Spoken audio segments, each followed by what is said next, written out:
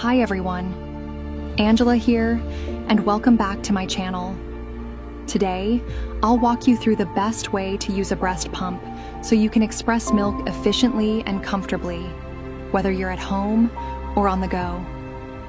Before we start, if you have any questions or need advice, check the link in the description. I'm always here to help. Begin by making sure your pump is clean and fully assembled. Find a quiet, relaxing space where you can sit comfortably. Position the breast shield correctly so it fits snugly without discomfort. Start with low suction to stimulate letdown. A quick tip: gently massaging your breasts before and during pumping can boost milk flow and help prevent clogged ducts.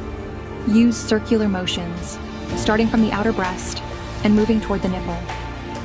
Once milk starts flowing, increase suction to a comfortable level and continue pumping for about 15 to 20 minutes. If you're pumping away from home, consider using a hands-free bra to make the process easier. When finished, pour the milk into labeled storage containers and refrigerate or freeze it immediately. Don't forget to clean all pump parts thoroughly for your next session. Thanks for watching. Like and subscribe for more helpful tips.